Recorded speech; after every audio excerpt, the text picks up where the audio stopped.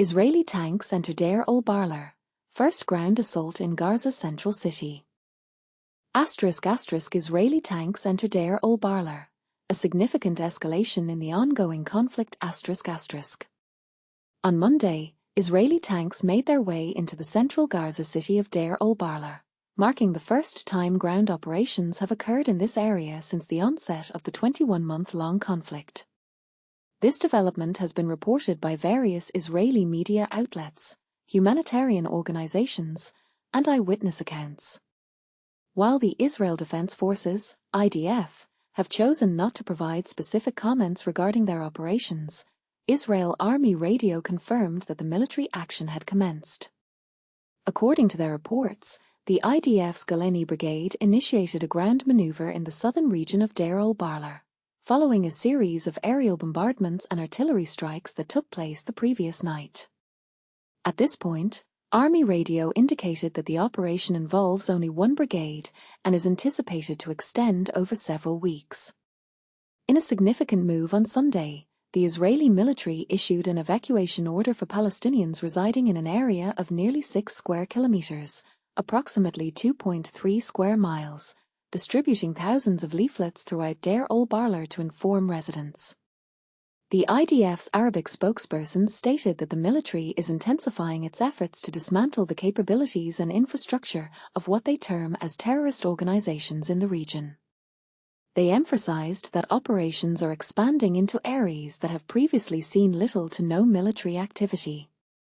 Interestingly, Israeli media has noted that the IDF has historically been hesitant to conduct ground operations in Deir al-Balah due to concerns about the safety of hostages who may be held in the area.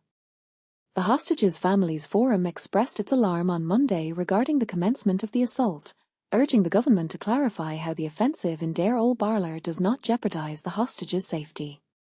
The NGO Medical Aid for Palestinians, MAP, which has personnel in Deir al-Balah, reported that Israeli forces launched a combined ground and air assault on Monday.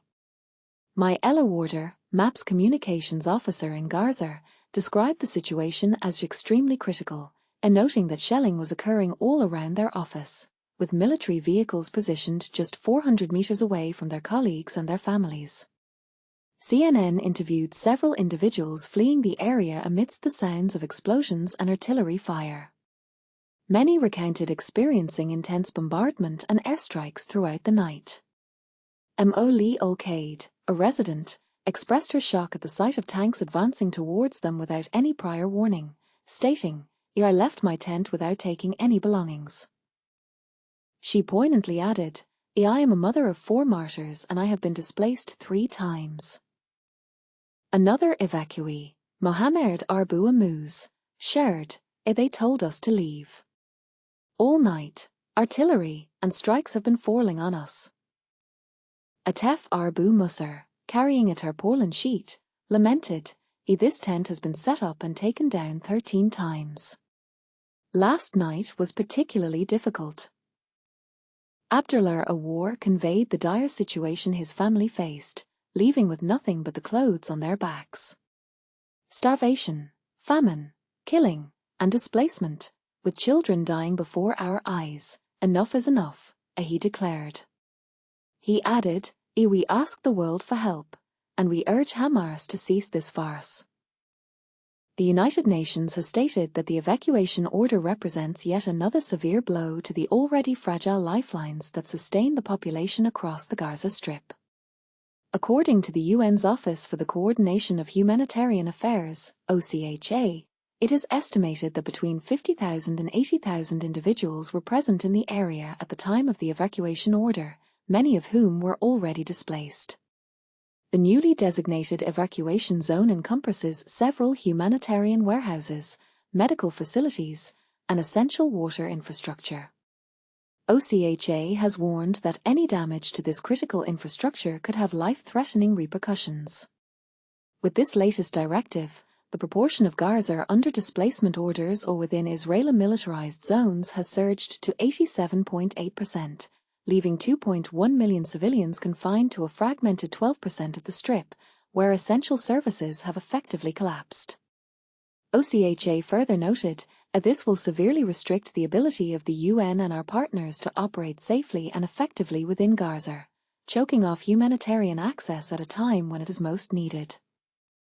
Tedros Adhanom Ghebreyesus, the head of the World Health Organization, WHO, reported that the agency's staff residence and main warehouse in Deir al-Balah were attacked, resulting in the detention of 2 staff members and 2 family members. While all but one of the staff members were later released, he took to social media to demand the release of the remaining individual. He also mentioned that WHO staff and their families were compelled to evacuate on foot to Al-Mawarsi amid ongoing conflict. The recent evacuation order in Deir al-Balah has impacted several WHO facilities, hindering the agency's operations in Gaza. The main warehouse of WHO located in Deir al-Balah falls within the evacuation zone and was damaged yesterday due to an attack that caused explosions and a fire inside, the Director General stated. With the main warehouse rendered non-functional and the majority of medical supplies in Gaza depleted, WHO is severely limited in its ability to support hospitals, emergency medical teams, and health partners, who are already critically short on medicines, fuel, and equipment. CNN has reached out to the IDF for their comments regarding the WHO's statements.